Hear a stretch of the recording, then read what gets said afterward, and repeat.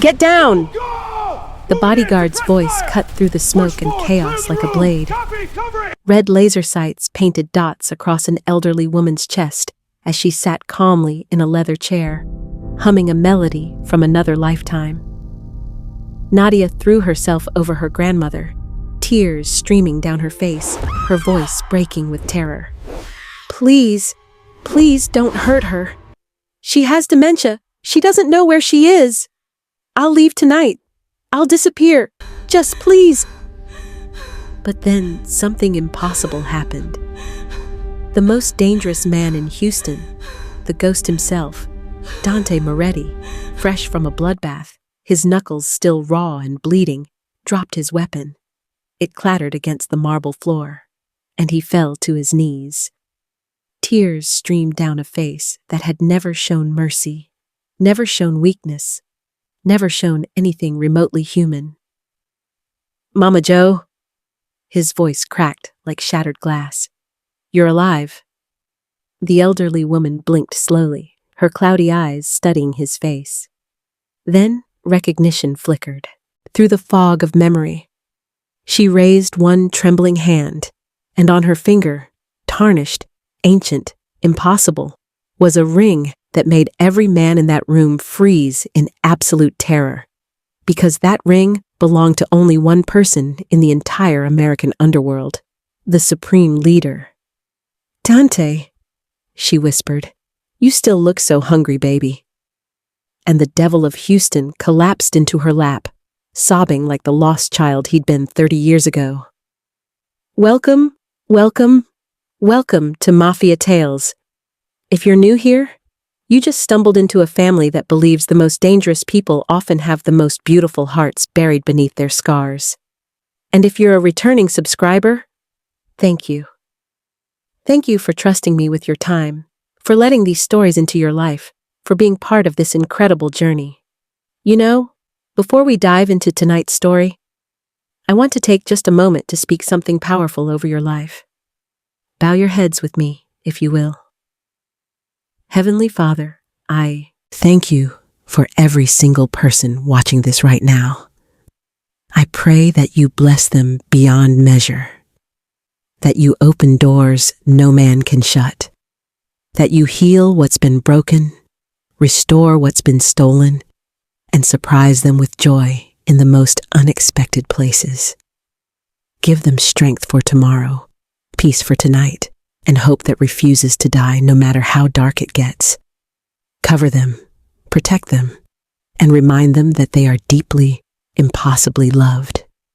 In Jesus' name, amen. Now, let me take you back to where this all started, to a stormy August night in Houston, Texas, to a desperate maid, a wandering grandmother, and a mafia boss who thought his past was dead and buried. He was wrong. The phone rang at 3:17 a.m., shattering the silence of the servants' quarters like a gunshot. Nadia's heart lurched as she saw the nursing home's number flashing on the cracked screen of her phone. Her hand trembled as she answered. Miss Hartley? The nurse's voice was frantic, barely holding together.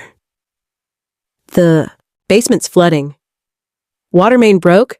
We're evacuating everyone, but we don't have enough space in the temporary facility.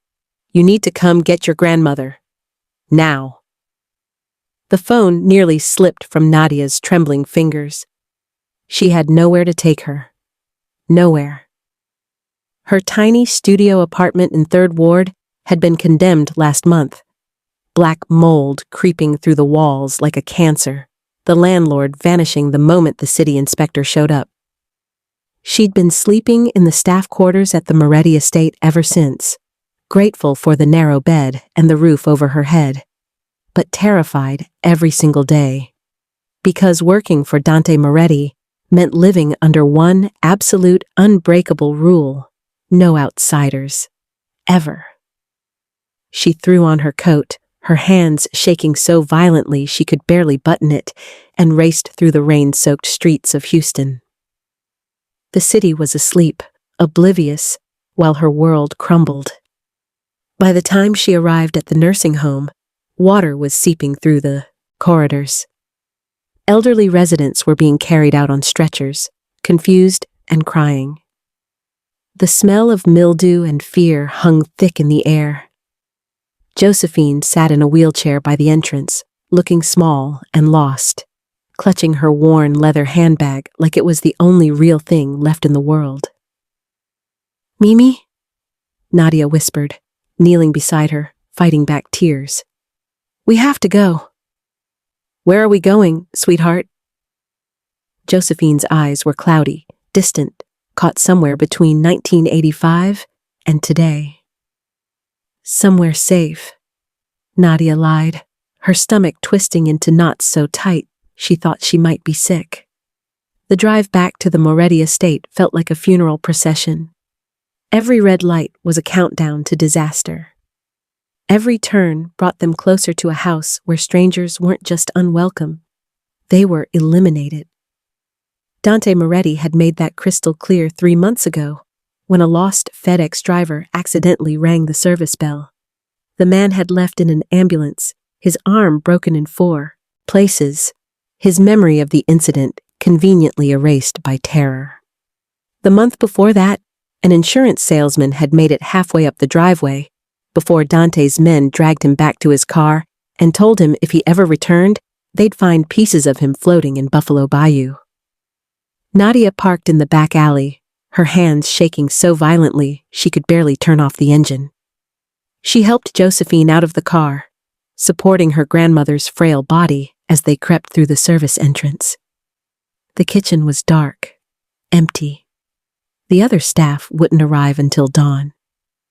"Just for tonight," Nadia whispered to herself like a prayer. "Just until I figure something out." She settled Josephine in her small room, barely more than a closet with a bed and a crucifix on the wall, and watched her grandmother's eyes drift closed almost immediately, exhausted from the chaos. Nadia kissed her forehead, breathing in the scent of lavender and old memories, and slipped back into the hallway.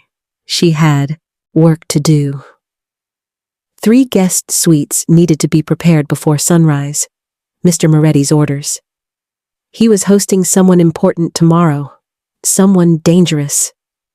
The kind of man who made even Dante Moretti sharpen his edges. Nadia worked faster than she'd ever worked, her mind racing through impossible solutions. Maybe she could find another nursing home by morning. Maybe she could borrow money from... who?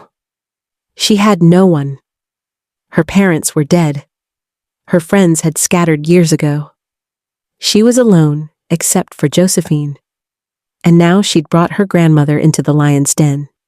She was pulling fresh linens from the closet when she heard it. Footsteps, slow, uneven, coming from the direction of the servants' quarters. "No! No, no, no!" Nadia dropped the sheets and ran. Her feet barely touched the floor as she sprinted down the corridor, her heart hammering against her ribs like it was trying to escape.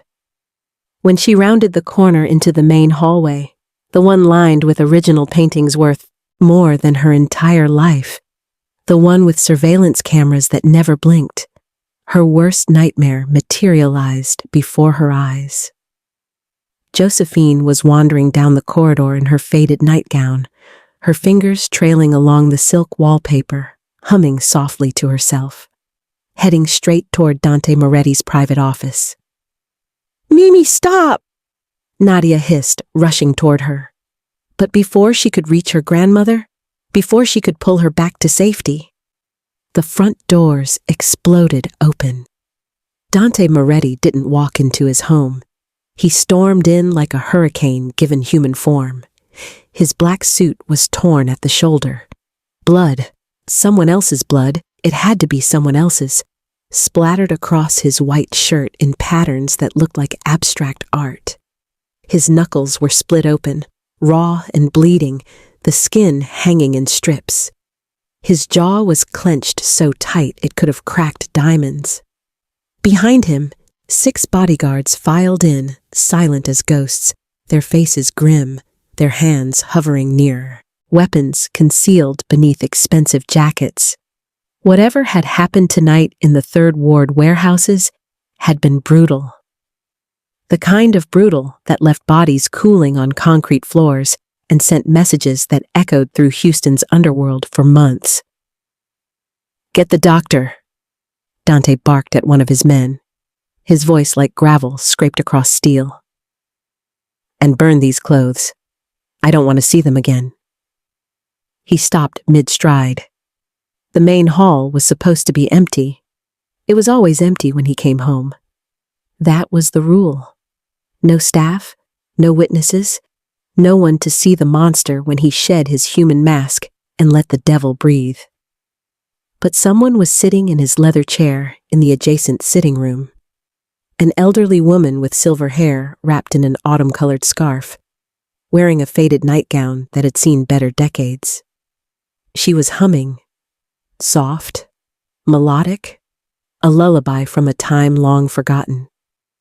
Dante's hand went to his waistband, fingers closing around cold steel. "Who the hell—" The bodyguards moved instantly, weapons drawn in perfect synchronization. Red laser sights painting dots across the old woman's chest like targets in a shooting gallery.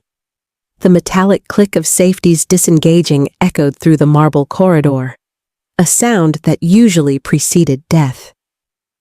Josephine looked up, blinking slowly as if she'd just noticed the armed men surrounding her. She smiled, warm, gentle, completely oblivious to the danger. "Oh, hello, sweetheart," she said, her voice carrying a softness that didn't belong in this house of violence. "I was just resting my feet. This is a beautiful home you have." "Get down!" one of the bodyguards shouted, his finger tightening on the trigger. "Mimi!" Nadia's scream tore through the tension like a knife through flesh.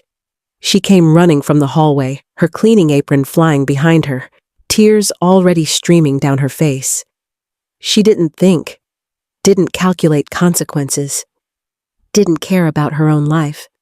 She threw herself over her grandmother, wrapping her body around Josephine like a human shield, her arms spread wide, her heart hammering so hard it felt like it would explode. "Please," Nadia sobbed, looking directly at Dante Moretti, meeting those cold, dead eyes that had watched men beg for mercy and felt nothing. "Please don't hurt her. She has dementia. She doesn't know where she is. The nursing home flooded tonight, and I had nowhere else to take her. Please, Mr. Moretti. I'll leave tonight. I'll disappear. You'll never see me again. Just please, please, don't hurt my grandmother." The hall went deathly silent. Dante stood frozen, his weapon half drawn, his eyes locked on Josephine's face. She was patting Nadia's head now, gently, confused by all the fuss. "It's all right, baby. No need to cry," Josephine murmured, her voice distant, lost in fog. The bodyguards waited. One word from Dante Moretti, and this would be over. Clean, simple, permanent. Nadia squeezed her eyes shut, pulling her grandmother closer, whispering prayers her mother had taught her as a child. Prayers she wasn't even sure she believed in anymore.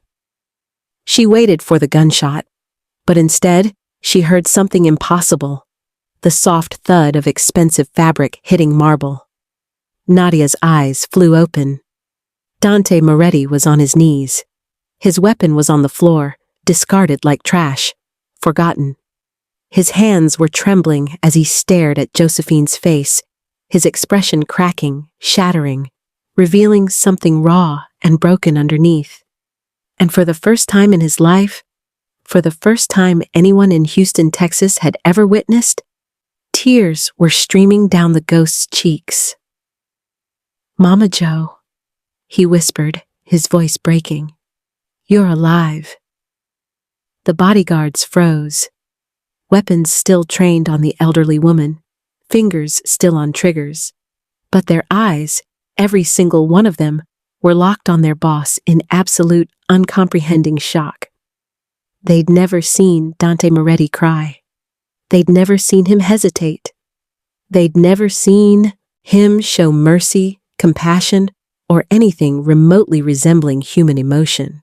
and they certainly had never seen him kneel before anyone.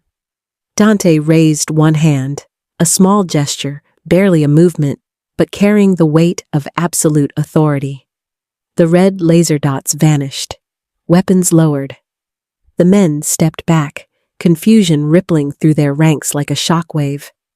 Nadia remained frozen over her grandmother, her mind unable to process what was happening. This couldn't be real. The ghost of Houston didn't cry. He didn't kneel. He didn't. Dante? Josephine's voice cut through the silence, soft and wondering. His breath hitched. He stared at her face with an intensity that bordered on desperation, as if he was trying to memorize every wrinkle, every silver hair, every detail he thought he'd lost forever. Josephine squinted, leaning forward slightly in the leather chair. Her cloudy eyes studied him. And then something shifted in her expression, a flicker of recognition breaking through the fog of dementia like sunlight through storm clouds. She tapped her wooden cane against the marble floor twice, a gesture both gentle and reprimanding. "Look at you, Dante." Her voice carried the weight of 1,000 disappointed suppers. "You still look hungry. Still too thin. When's the last time you ate a proper meal?" The words landed like a bullet to the chest. Dante's expression, the cold mask he wore like armor, the face that had ordered executions without flinching, the eyes that had watched men beg and felt nothing, shattered completely. His jaw trembled, his shoulders shook. He bent forward into a full bow, the kind reserved for royalty, for saints, for people who owned your very soul. But even that wasn't enough.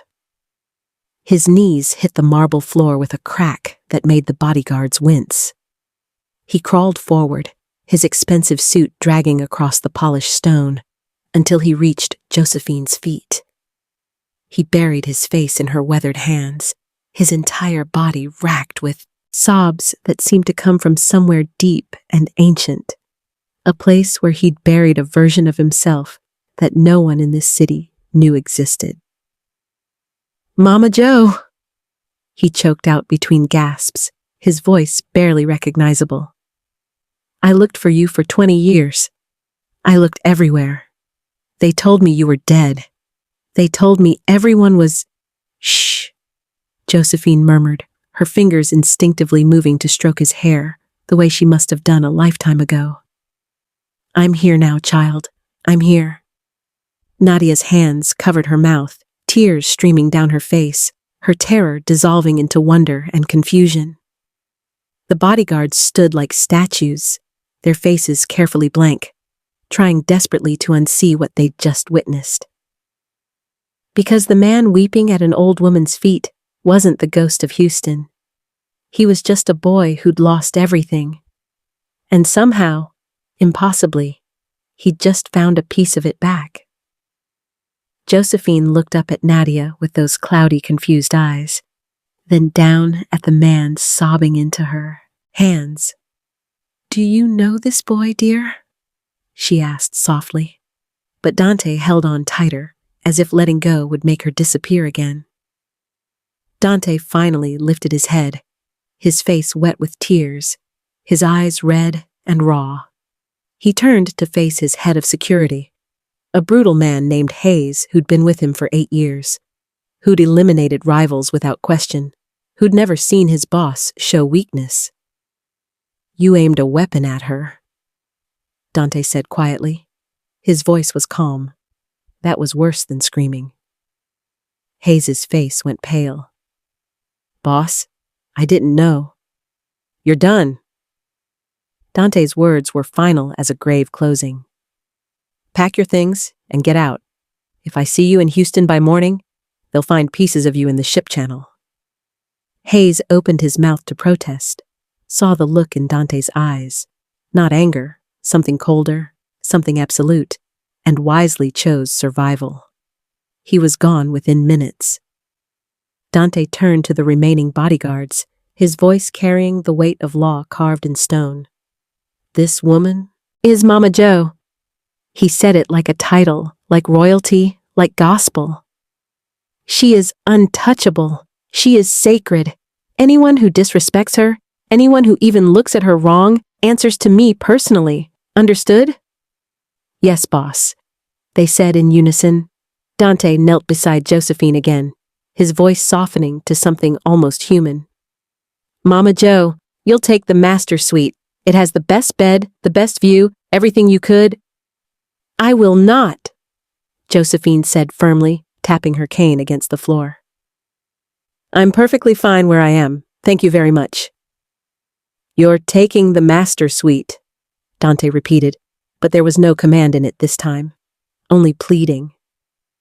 Josephine studied him for a long moment, her eyes clearing slightly, seeing something in his face that made her heart ache. She sighed. Fine, but only because my back hurts and that bed does look awfully comfortable. Dante's eyes found Nadia, who was still on the floor, trembling, unable to process any of this. His expression shifted, became something almost apologetic. You, he said, his voice gentler than she'd ever heard it. You're her granddaughter? Nadia nodded mutely, unable to find words. Then your family, my sister. He said it like an oath, like a blood vow.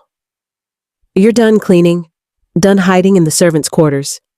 You live here now, both of you, properly. Mr. Moretti, I can't. It's not a request, Dante said, but his tone was soft. It's family. Let me take you back. Back to when Dante Moretti was just a boy with no last name that mattered, no power, no empire. Just a scared kid in a strange city that spoke too slow and felt like drowning. The alley behind the Greyhound station reeked of rotting garbage and broken dreams. A small Italian boy, no more than 9 years old, was curled against the brick wall, his arms wrapped around his head as 3 older boys kicked him repeatedly. Go back to New York, you little greaseball. Your kind aren't welcome in Texas. Little Dante didn't cry out. He'd learned that crying only made it worse.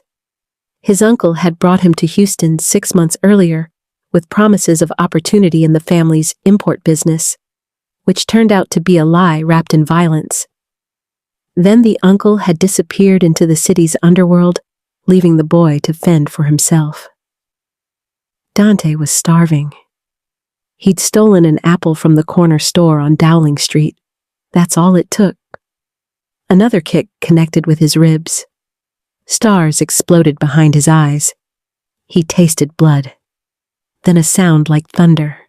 Crack. A wooden cane struck the pavement so hard it echoed off the alley walls like a gunshot. The beating stopped instantly. You get away from that child right now, or so help me. I will call every mother in this neighborhood, and you won't sit down for a week. The boys scattered like roaches in sudden light. Dante looked up through swollen eyes to see a woman in her 50s standing over him, her cane raised like a sword, her expression fierce enough to stop a stampede. Behind her, a little girl, maybe 6 years old, peeked out nervously, clutching a stuffed rabbit to her chest. The woman's expression softened the moment the bullies were gone. She knelt down, her knees protesting, and gently touched the boy's bruised face. Oh, baby, she whispered, her voice breaking. Look what they did to you. I'm sorry, Dante whispered in broken English, his accent thick. I steal apple. I so hungry. Shh, you're coming home with me. If you're loving this story so far, do me a favor. Hit that like button right now. Drop a comment and tell me, have you ever met someone who changed your entire life in one moment? She'd taken him home that day. Josephine's apartment was tiny, 2 rooms above a soul food restaurant on Dowling Street, but it smelled like heaven, like cornbread baking in the oven, like collard greens simmering on the stove, like safety. She'd fed him until he couldn't eat another bite. bandaged his wounds with gentle hands that didn't flinch at the bruises. Let him sleep on her couch while her granddaughter Nadia, little Nadia, barely old enough for first grade, brought him her stuffed rabbit to hold. "You can stay as long as you need," Josephine had said that first night, stroking his hair as he finally cried. "Nobody's going to hurt you here, baby. I promise." And for 4 months, she'd kept that promise. 4 months that changed everything. Josephine worked 3 jobs to keep food on the table. Healthcare aide at a community clinic in 3rd Ward, 12-hour shifts wiping down beds and holding the hands of dying patients who had no one else. Weekend shifts at a grocery store on Scott Street, stocking shelves, running registers, smiling at customers who looked right through her. Cleaning offices downtown, midnight to 4 a.m., scrubbing toilets for people who made more in an hour than she made in a month. But she always made Dante breakfast, always asked about his day, always made him feel seen. She taught him to read English better, sitting at the kitchen table with library books spread out between them, her patience endless even when he stumbled over words. She made him wash behind his ears, made him say grace before meals. Not the Catholic prayers his real mother had whispered in Italian before she died, but Josephine's own prayers, full of gratitude and hope. "Thank you, Lord, for this food, for this roof, for this boy you brought to my door. Keep him safe.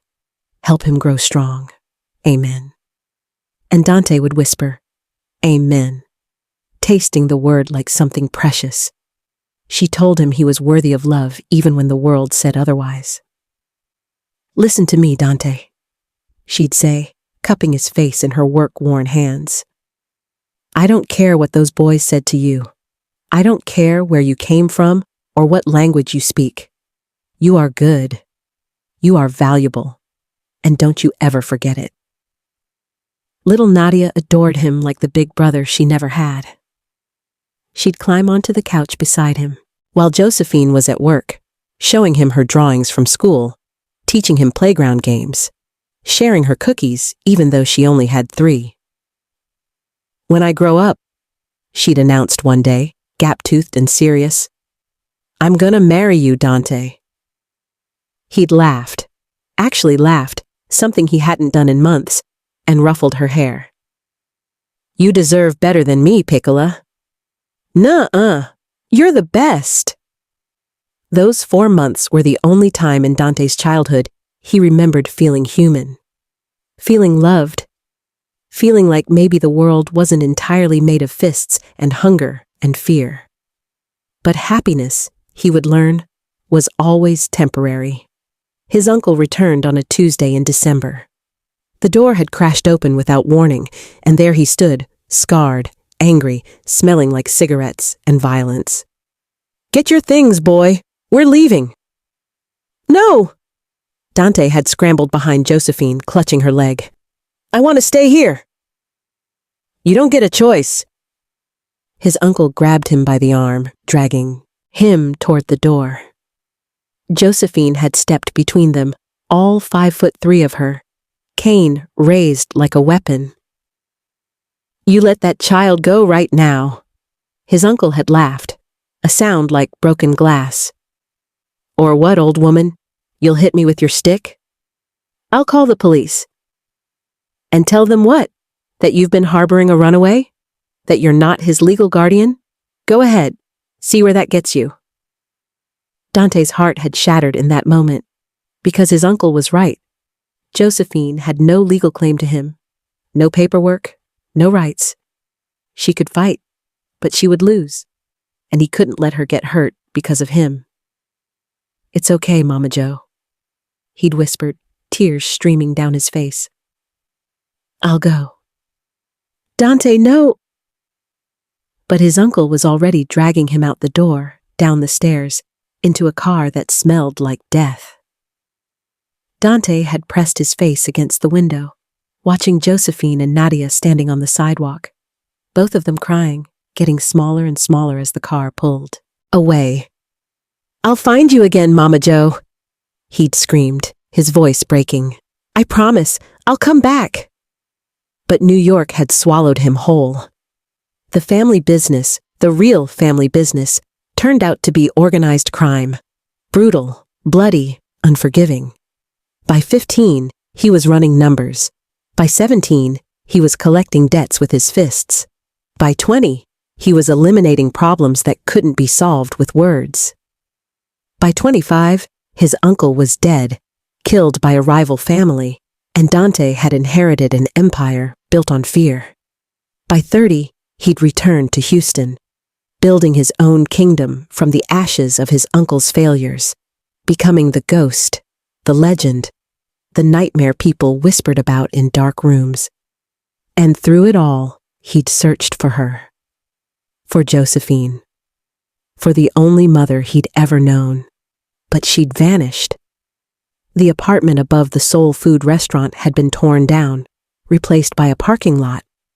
The clinic where she'd worked had closed. The grocery store had no records. Going back that far, it was like she'd never existed. Like those 4 months had been a dream. After 10 years of searching, Dante had finally accepted the truth his men kept telling him. She was probably dead. People like Josephine, poor, working 3 jobs, no health insurance, no safety net. They didn't live long. He'd mourned her in the only way he knew how. By becoming untouchable. By making sure no one could ever hurt him again. By building walls so high that love couldn't climb them. Until tonight. Flashback ends, return to present. By dawn, the Moretti estate had been turned upside down. Staff members who'd worked there for years stood in the kitchen, whispering in hushed, terrified tones. "Did you see him crying?" He fired Hayes, just like that. "Who is that old woman?" "I don't know, but if you value your life, you'll treat her like royalty." Dante had made his orders clear. The master suite was being transformed into a palace. New bedding from that luxury boutique on Westheimer. The one that specialized in spa-quality linens, the kind that cost more than most people's monthly rent. Fresh flowers in crystal vases. A medical alert system installed by the bed, connected directly to the best private hospital in Houston. Prescription medications organized in a custom pill case. A physical therapist scheduled for twice-weekly visits. Nadia was moved into the guest wing, into a room 3 times the size of her condemned studio apartment, with windows overlooking the garden and furniture that looked like it belonged in a magazine. "Mr. Moretti, this is too much," she'd started to say. Dante had cut her off with a look. "Family doesn't live in closets, Nadia. Get used to it." The other staff watched this transformation with a mixture of awe and terror. The ghost had gone soft. The world was ending. But the real shock came 3 days later during breakfast. Dante sat at the head of the long dining table, his phone pressed to his ear, his voice cold, and clipped as he spoke to a subordinate about an insurance fraud scheme that had gone sideways. "I don't care if he's the mayor's nephew," Dante growled into the phone. "He tried to scam our client out of a legitimate claim. Break his thwack."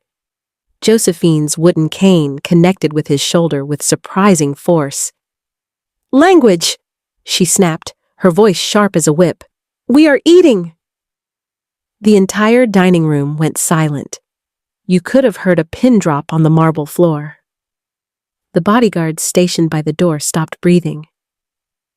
The butler froze mid-pour with the coffee pot. Dante Moretti, the man who'd once murdered a city councilman for interrupting his lunch, who'd broken a diplomat's jaw for using the wrong tone, rubbed his shoulder and mumbled, "Sorry, Mama Joe." "And sit up straight. You look like a street thug slouching like that." "Yes, Mama Joe."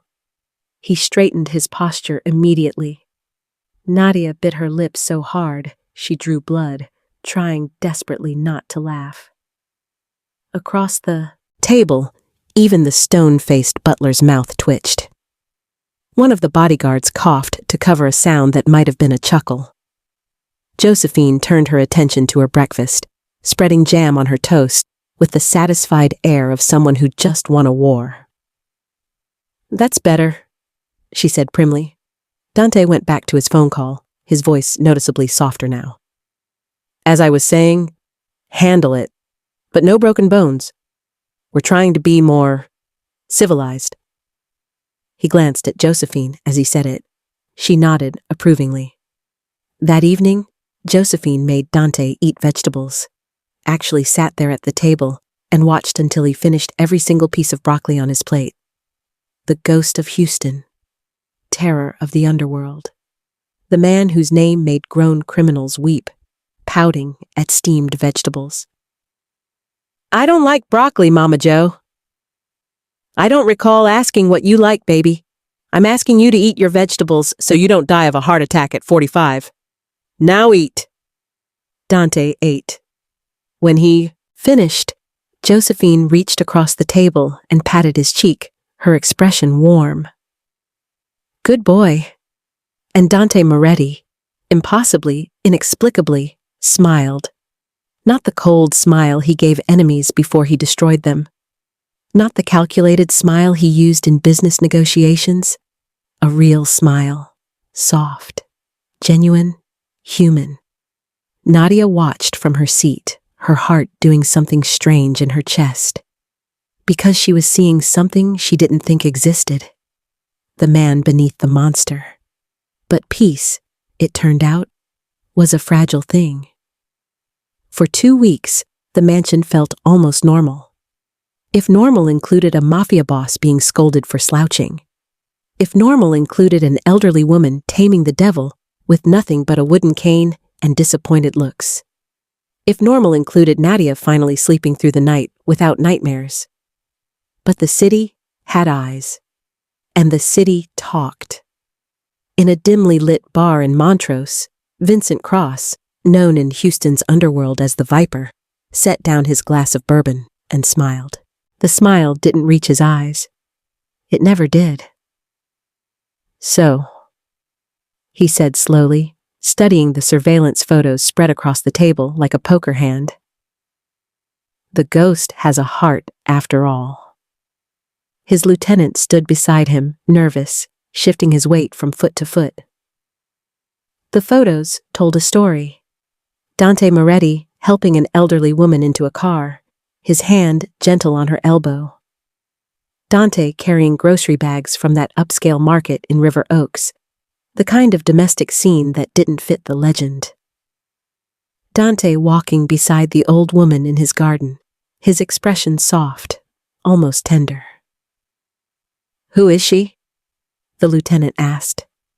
Cross leaned back in his chair, swirling the bourbon in his glass, watching the amber liquid catch the light. "Does it matter?" he said softly. Dante Moretti doesn't let anyone close, not in 20 years. Not since he took over his uncle's territory and burned it to the ground. He doesn't have friends, doesn't have lovers, doesn't have weaknesses. He tapped one manicured finger on the photo of Josephine. "Which means this woman, whoever she is, isn't just important to him." Cross's smile widened. "She's everything." The lieutenant understood immediately. "Leverage." "Exactly." Cross stood, buttoning his suit jacket. "Dante's been untouchable for too long. He controls the docks, the financial district, half the insurance industry in this city. He's a ghost. You can't threaten him, can't buy him, can't touch him." He picked up the photo of Josephine, studying her face. "But now he's given us something we can touch." "What do you want us to do, boss?" Cross smiled again, and this time there was something reptilian in it, something cold-blooded. "Watch them, learn their routine, and when the time is right." He let the sentence hang in the air like a noose. Nadia noticed them on a Tuesday, the black Escalade parked across the street from the estate. Same spot. 3 days in a row. Different drivers each time, but the same watchful energy radiating from the tinted windows. The same hungry eyes tracking everyone who entered or left the property. She'd seen enough crime dramas to know what surveillance looked like. And this was textbook. Her hands shook as she poured Dante's evening espresso, the cup rattling against the saucer. He noticed immediately. He noticed everything now, especially when it concerned his family. "What's wrong?" His voice was soft, but his eyes were already scanning the room, calculating threats. "There's been a car," Nadia said quietly, setting the espresso down. "Watching the house. Black Escalade. Same spot for 3 days." Dante's expression darkened. The warmth that had been there moments before, the softness Josephine had coaxed out of him, vanished like smoke. The ghost was back. He was at the window in 3 strides, his phone already at his ear. "Run the plates on the Black Escalade, northeast corner, now." He waited, his jaw tight, his knuckles white where he gripped the phone. The answer came back in less than 2 minutes. Dante's face went cold, stone cold. "Cross," he said quietly, more to himself than to Nadia. "Who?" "Vincent Cross, the Viper." Dante turned from the window, his mind already 3 steps ahead, calculating moves and countermoves. "He runs the Montrose territory. Drugs, weapons, human trafficking, everything I refuse to touch. What does he want with us?" Dante looked at her, and for a moment she saw something in his eyes that terrified her more than his anger ever had. Fear. "Not us," he said quietly. "Mama Joe." That night, Dante sat Josephine and Nadia down in his private study. The room was dark wood and leather, shelves lined with first editions he'd never read, a fireplace that crackled softly. It should have felt safe, but nothing felt safe anymore. "I'm sending you both away," Dante said without preamble, his voice firm. "Tonight. I have a safe house in Austin. Financial arrangements are already in place. You'll have security, everything you need." "No," Josephine said simply. Dante blinked, clearly not expecting resistance. "Mama Joe, you don't understand. These people are dangerous. Vincent Cross isn't like the petty criminals I deal with. He's—" "No," Josephine repeated, more firmly this time. She set down her teacup and looked at him with eyes that were suddenly, startlingly clear. The fog of dementia that usually clouded them had lifted, and Dante saw the woman she must have been 30 years ago. Strong, unshakable, fierce. "I lost you once, Dante," she said, her voice steady. "I wandered this earth for 30 years thinking you were gone, thinking I'd never see you again. Do you have any idea what that felt like?" "Mama Joe." "I'm not finished." She reached across and took his hand, the same hand that had broken bones and ended lives. "They'll use me to get to you. I understand that. But if I run, if I hide, then they've already won, because they've separated us again." "I can't," Dante's voice cracked. "I can't lose." "You. Not again." "Then you'd better make sure they don't succeed." Josephine's eyes, no longer clouded, no longer lost, held his with an intensity that took his breath away. "I didn't raise a boy who runs from fights, Dante, and I'm certainly not running from mine." Nadia swallowed hard, her heart hammering. She knew what she had to say, what she had to do. "I'm staying too," she said quietly. Dante turned to her, his expression torn between fury and helplessness. "Nadia, you don't have to." "Yes, I do." She lifted her chin, meeting his eyes. "She's my grandmother. This is my family now, and I'm not running either." Dante looked between them, these 2 women who'd somehow become his entire world in just 2 weeks, and felt something crack in his chest, something that had been frozen for 20 years. "You're both insane," he muttered. Josephine smiled. "We learn from the best, baby." Nadia allowed herself a small smile despite her terror. "What she said?" Dante ran a hand through his hair, every instinct screaming at him to lock them in the safe house whether they agreed or not. But he couldn't. Because Josephine was right. If he took away their choice, if he controlled them like he controlled everything else, then he wasn't protecting them. He was imprisoning them, and he'd sworn he'd never be that kind of man. Not to them. "Fine," he said finally. "But we do this my way. Double the security. No one leaves this house without a 4-man escort. And Mama Joe?" He knelt beside her chair, taking both her hands in his. "If anything happens, if there's even a hint of danger, you do exactly what I say. No arguments. Deal?" Josephine cupped his face, her thumb brushing across his cheek. "Deal." Outside, in the darkness beyond the estate's walls, the black Escalade's engine started. Vincent Cross had been waiting for his moment, and tomorrow he would take it.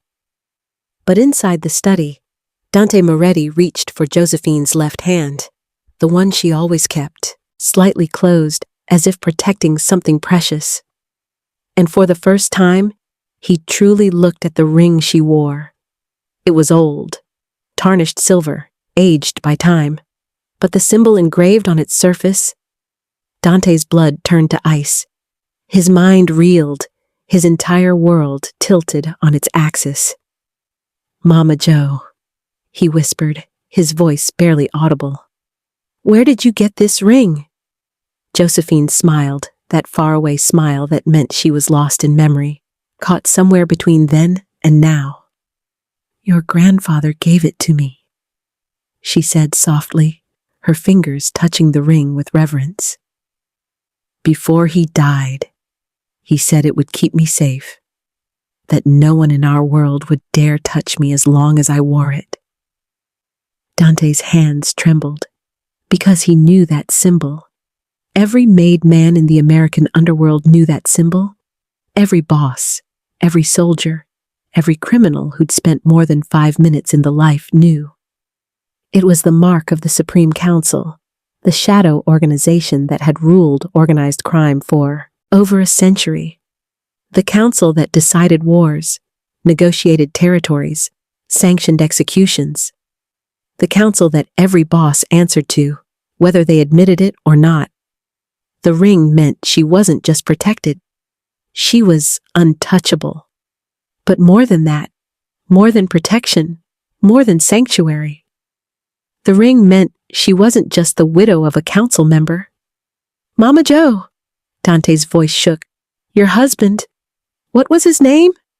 "Joseph," she said, smiling at the memory. "Joseph Castellano. But everyone called him the Ghost King." The room spun. The Ghost King, the founder of the Supreme Council, the man who'd built the American underworld's entire power structure, the legend every boss still spoke of in hushed, reverent tones. Which meant Josephine wasn't just some sweet old woman who'd saved a starving boy in an alley. She was the widow of the most powerful criminal leader in American history. And if the council knew she was alive, if Vincent Cross discovered who she really was, this wasn't just about leverage anymore. This was about succession. This was about power. This was about a throne that had been empty for 30 years. Dante looked up at Josephine, his mind racing, his heart hammering. "Mama Joe," he whispered, "does anyone else know who you are?"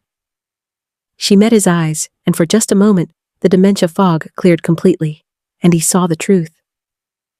"Oh, baby," she said softly. "Everyone knows. They've always known." "Then why?" "Because I've been waiting," Josephine said, her voice steady and clear.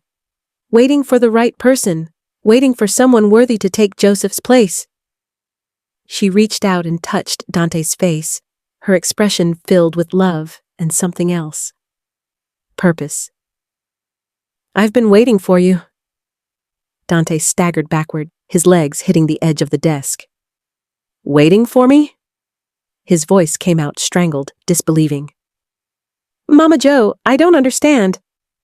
Sit down, baby, Josephine said gently, gesturing to the chair across from her. It's time you knew everything. Nadia stood frozen by the door, her eyes wide, her hand covering her mouth. Dante sat heavily, his mind reeling, trying to process information that didn't make sense. Josephine folded her hands in her lap, the ring catching the firelight. And when she spoke, her voice was clearer than it had been in weeks. Strong, certain, commanding.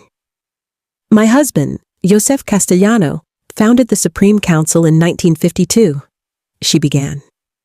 He built it because the families were tearing each other apart. Territory wars, blood feuds, endless violence that accomplished nothing but filling graveyards. He brought order to chaos.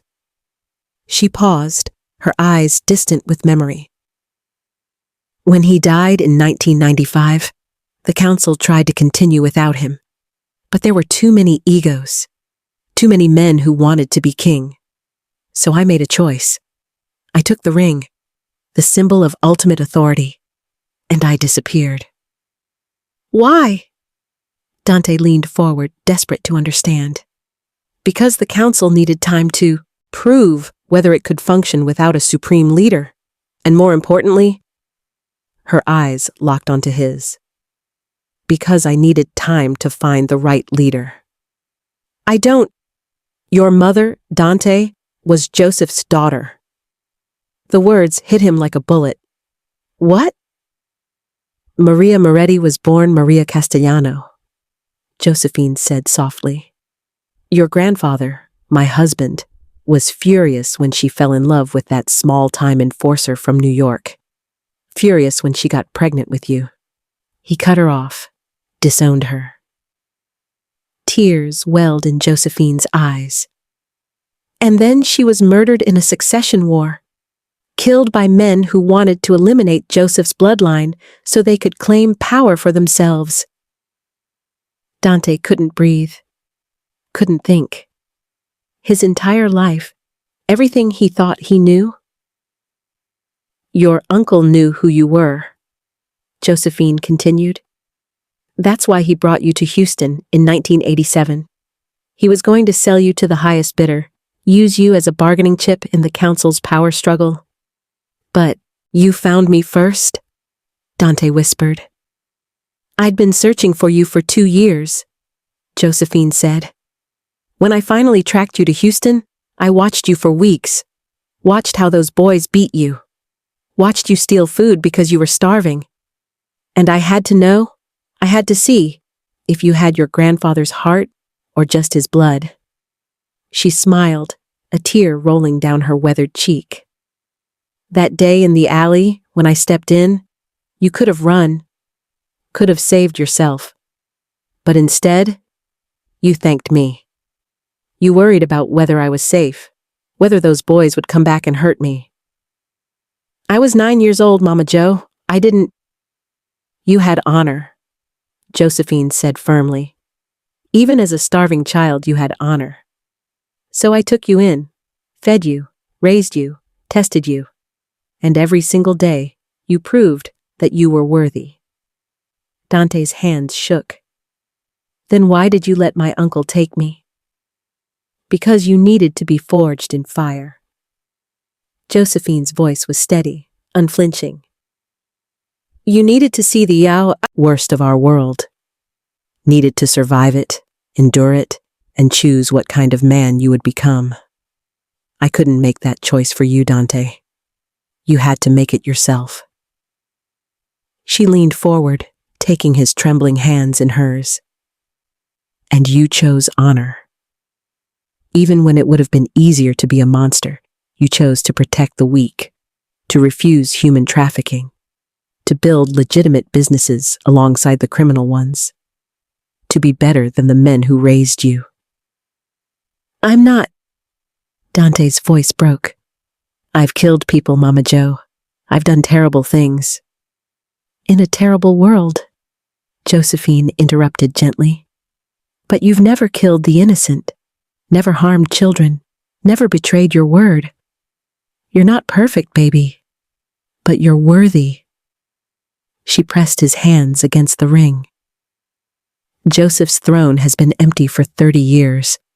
The council has been waiting for someone strong enough, honorable enough, to unite the families again, to bring order back to the chaos. Her eyes bore into his. "They've been waiting for you." 3 days later, they came. Nadia was in the garden with Josephine, reading to her from a novel, when she heard the cars. Not 1, 5. Black limousines, rolling through the estate gates like a funeral procession. She stood quickly, her heart racing. "Mimi, we need to get inside." But Josephine remained seated, calm, her hands folded in her lap. "It's all right, sweetheart. They're not here to hurt us." The limousine stopped in the circular driveway. Doors opened, and from each vehicle stepped men in expensive suits, older men, their hair silver, their faces lined with age and power.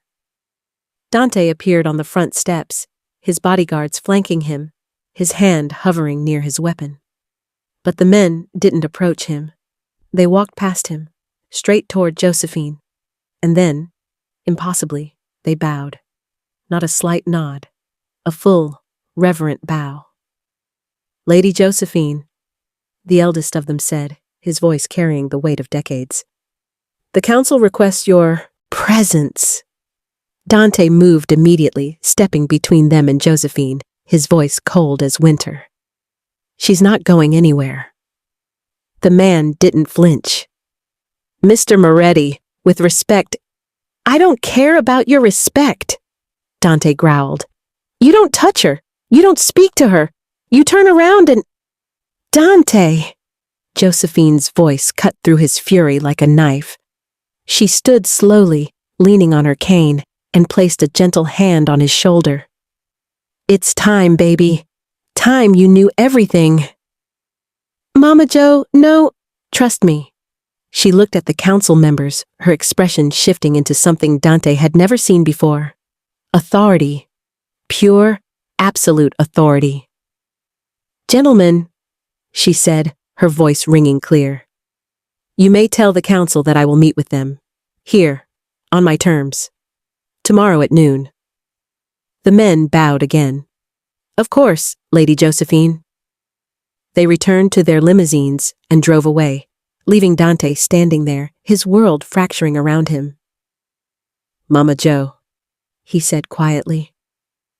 "What's happening?" She turned to him, took his face in her hands, and smiled. "I'm giving you your birthright, baby, whether you want it or not." But Vincent Cross wasn't waiting for council politics to play out. He'd been watching, waiting, calculating. And now, with the council distracted, with Dante's attention divided, now was the perfect moment to strike. It happened during dinner. Josephine was telling a story about young Dante trying to sneak cookies from her kitchen 30 years ago, her laughter filling the dining room, when the first window exploded inward in a shower of glass and gunfire. Dante moved on pure instinct. He flipped the dining table, grabbed both women, and dragged them to the floor as bullets chewed through the chandelier above them. Crystal rained down like deadly snow. "Breach, north and east sides!" One of his guards screamed before his voice was cut short by gunfire. Dante's mind raced through calculations. 15 attackers, maybe 20. His security team was good, but they'd been caught during the shift change. He was outnumbered, outgunned. "Move!" he shouted, pulling Edna and Nadia toward the hallway. More gunfire erupted from the kitchen. Cross had planned this perfectly. Simultaneous entry points, maximum chaos. They ran through smoke and darkness, Dante's body positioned as a shield between his family and the gunmen pouring through his home. He returned fire without looking, muscle memory guiding his aim. Bang, bang, Bang. 3 attackers dropped, but more kept coming. The panic room was behind a false wall in his study. He slammed his palm against the biometric scanner, and the wall slid open to reveal a reinforced steel door. Get in, now! Nadia stumbled inside, but Josephine hesitated, looking back at Dante with eyes that suddenly seemed terrifyingly clear. You're not coming with us, she said. Not a question, a fact. I'll be right behind you, Mama Joe, I promise. She studied his face, the same face she'd bandaged 30 years ago, and knew he was lying. Minho, please. Please. His voice cracked. I can't lose you again. Josephine stepped inside. Dante reached for the door controls. Nothing happened. He slammed the button again. The red error light blinked mockingly. The door mechanism had been damaged in the attack, probably by the explosion that took out the east wing. No backup power, no manual override. The panic room was useless. No, no, no! Dante's fingers flew over the controls, but the door wouldn't seal, wouldn't lock. Footsteps thundered down the hallway. Multiple sets, coming fast. Dante spun, raising his weapon, positioning himself in the doorway. 3 bullets left. Maybe 4. Not enough. Stay behind me, he commanded, his voice steel. 6 gunmen rounded the corner, weapons raised. Professional, precise. Cross's best operators. Dante fired twice. Bang, bang. 2 men dropped. The others scattered for cover, returning fire. A bullet grazed Dante's shoulder, spinning him back. White-hot pain exploded through his body. He raised his weapon again with shaking hands, and Josephine stepped in front of him. The elderly woman moved faster than seemed possible, her cane raised high, her frail body blocking Dante from the gunman's line of fire. You will not touch my son! She roared, her voice carrying 30 years of grief and love and absolute unshakable defiance. The gunman froze, momentarily stunned by the sight of an old woman with a cane standing between them and their target. It was only a second of hesitation. But sometimes a second is all you need. The second of hesitation ended. But Dante Moretti had already transformed into something else entirely. The ghost they whispered about in Houston's underworld wasn't a myth. It was real. And it was furious. He exploded forward with inhuman speed, using Josephine's distraction. His first strike crushed a gunman's throat before the man could pull his trigger. The second gunman managed to fire, but Dante had already moved, the bullet punching through empty air where he'd been a heartbeat before. Dante's elbow connected with the shooter's temple. Crack. Bone shattered. The man crumpled. But the remaining 4 had regained their composure, separating into flanking positions. Professional execution. 2 aimed at Dante. 2 aimed at Josephine. Dante saw it happening in slow motion, the fingers tightening on triggers, the barrel swinging toward the old woman who'd called him her son, who'd fed him when he was starving, who'd been the only light in his childhood darkness. He didn't think. He threw himself sideways, his body crossing the space between the gunman and Josephine, just as the trigger was pulled. The bullet hit him in the chest. His vest caught most of it, but the impact sent him crashing into the wall, ribs screaming in protest. He didn't stop moving. Couldn't stop. Not while she was in danger. He crashed into the gunman, driving them both to the floor. His injured arm was useless, hanging limp, but his other hand found the man's throat and squeezed. The gunman's eyes bulged. His weapon clattered to the floor. Dante squeezed harder. The last 3 gunmen had clear shots now. They raised their weapons, aiming at Dante's exposed back. A massive ceramic vase sailed through the air and exploded against the lead gunman's head. He staggered, blood streaming from a gash above his ear, his aim thrown completely off. He spun toward the source.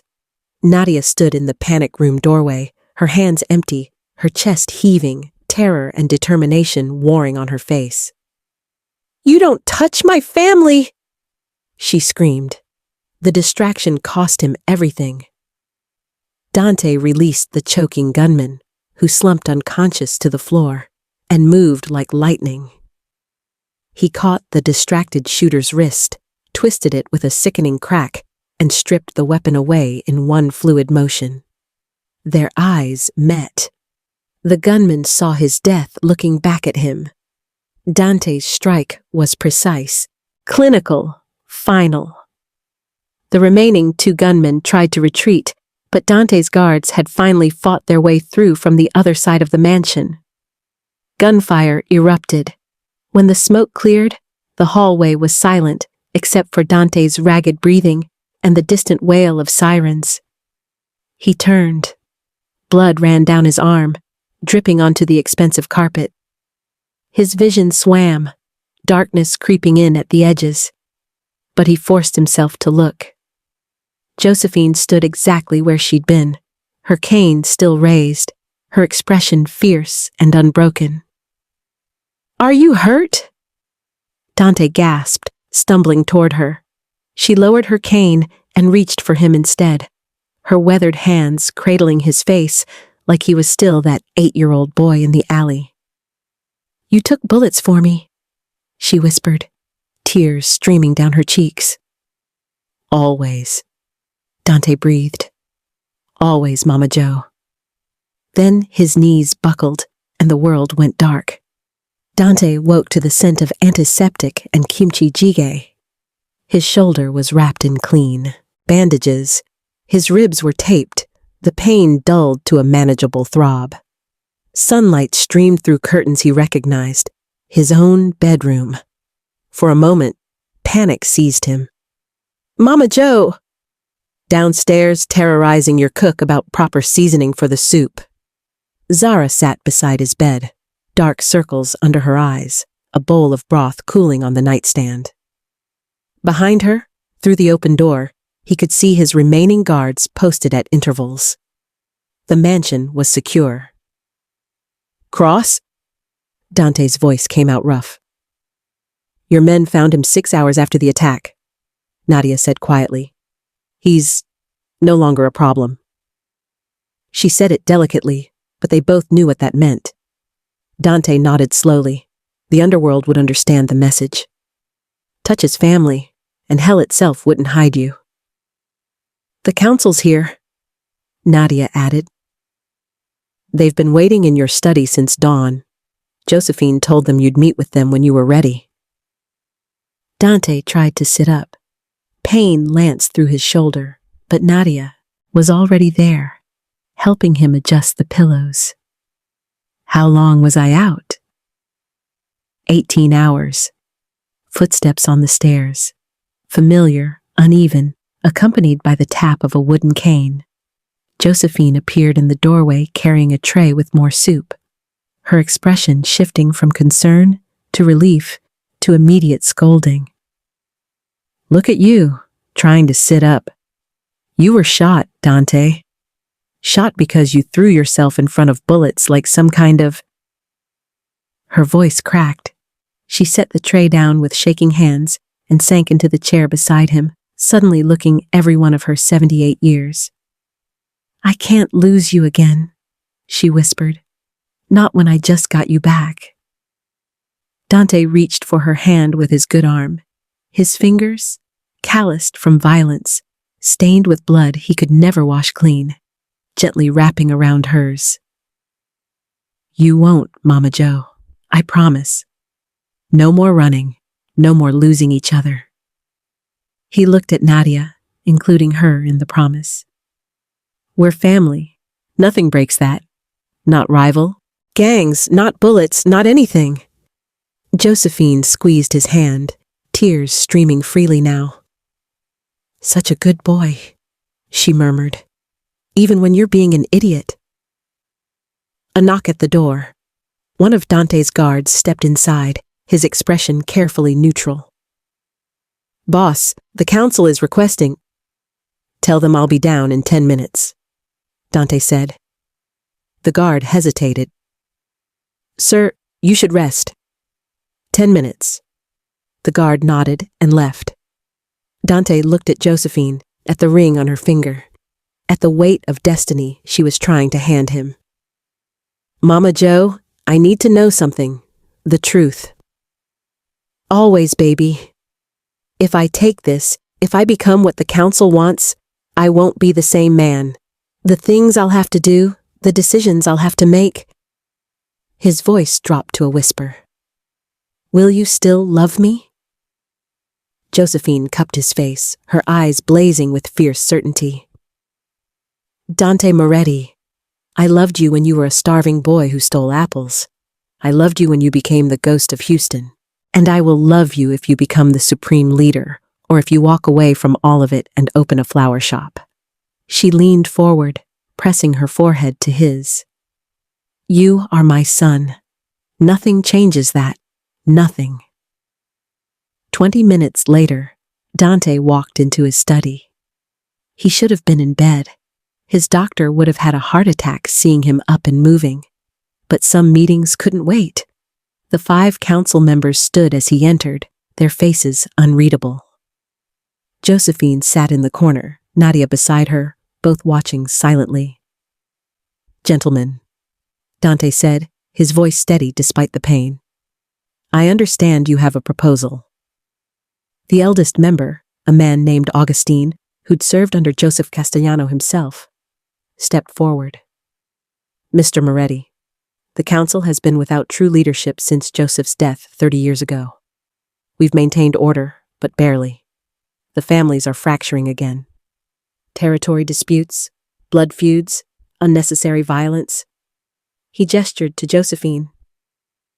Lady Josephine has held the ring in trust, waiting for someone worthy to claim Joseph's throne. Someone with his blood, his honor, his strength. Augustine's eyes met Dante's. The council unanimously agrees. That person is you. Dante was silent for a long moment. Then he spoke, his voice carrying absolute authority. I'll accept, on my terms. The council members exchanged glances. Your terms?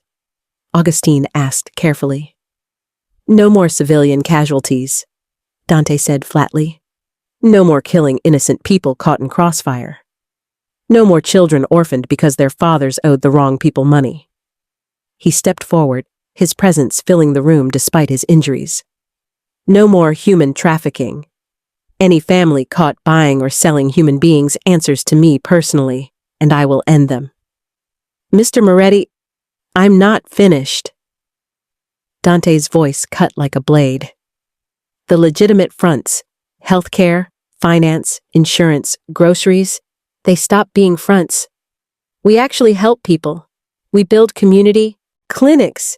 We offer real insurance at fair rates. We create jobs that don't destroy lives. He looked at each council member in turn. Organized crime becomes organized justice. We protect the powerless. We punish the predators. We become what we should have been from the beginning.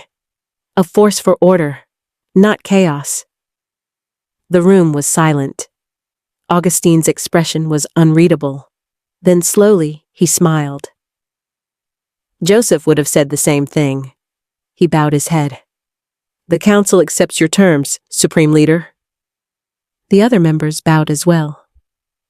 Supreme Leader.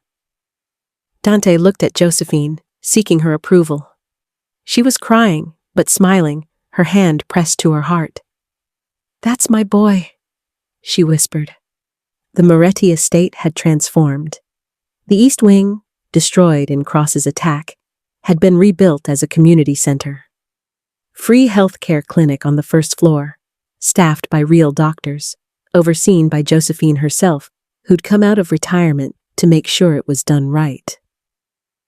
Financial literacy, programs on the second floor, teaching people in Third Ward how to escape predatory loans, how to build credit, how to survive in a system designed to break them. The grocery co-op Dante had funded was thriving, providing fresh food at prices people could actually afford. The insurance division had been completely overhauled. No more fraud, no more denying legitimate claims. Just honest coverage for people who needed it. And Dante? Dante was still feared. Still dangerous. Still the ghost when he needed to be. But now, he was also respected. The families had united under his leadership, not through terror, but through a vision of something better. Cross's territory had been absorbed peacefully, redistributed to organizations that would use it for good. The council met quarterly, not to plan wars, but to resolve disputes before they became bloodbaths. It wasn't perfect. There was still violence, still darkness, but there was also light. Josephine's 79th birthday fell on a Sunday in April. The garden party was small, just family, really. Dante pushed her wheelchair along the stone paths, Nadia walking beside them, her hand intertwined with one of Dante's reformed enforcers, a man named Marcus who'd found redemption in the community programs. Josephine was more present now. The dementia that had clouded her mind for years had slowed, almost stopped, as if having purpose again had given her brain something to hold on to. "You did good, baby," she said, looking up at Dante. "I learned from the best, Mama Jo." The ring on her finger caught the sunlight, scattering rainbows across the grass. "Will you wear it when I'm gone?" she asked softly. Dante knelt beside her wheelchair, taking her hand. "Not until you teach me everything," he said, "which means you better live forever." She laughed, a sound like music, like joy, like home. "I'll do my best." Around them, the garden was full of life.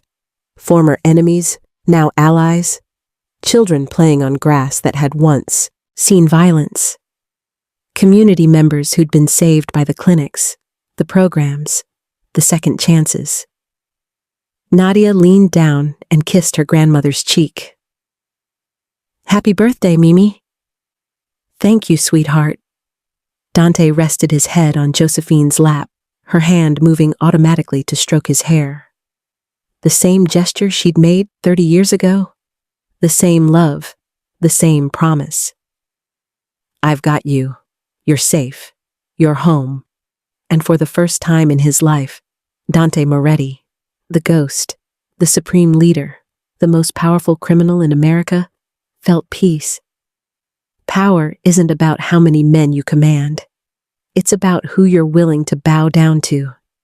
It's about who you protect when the whole world tells you to be ruthless.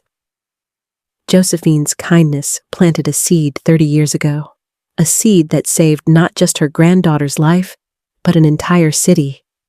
One act of compassion, one moment of choosing love over fear. That's all it took to change everything. Remember this: the deadliest weapon isn't a gun. It's love that refuses to let go. It's honor that won't bend. It's family that won't break. If this story moved you, and I mean really moved you, I need you to do something for me right now. Hit that like button. Smash it, because stories like this need to be seen. Drop a comment below and tell me, what was your favorite moment? Was it when Dante fell to his knees? When Josephine revealed the ring? When they survived the attack? I want to know what hit you hardest. And here's the big one. Subscribe, because we've got more stories coming that will shake you to your core. Stories about redemption, about power, about love in the darkest places. Share this with someone who needs to hear it. Someone who's forgotten that kindness is the most powerful force in the universe. Let's get this to 50,000 views. Let's show the world that real stories, stories with heart, with soul, with purpose, still matter. Before you go, let me pray over you one more time. Heavenly Father, thank you for every person who stayed until the end of this story. I pray that you remind them of their own power, the power to change lives with a single act of kindness. Give them courage to love fiercely, to protect the vulnerable, to stand up for what's right even when it costs them everything. Bless their families, their dreams, their futures, and remind them that they are never alone. In Jesus' name, amen. This is Mafia Tales, where every story has a heartbeat. Until next time, stay legendary.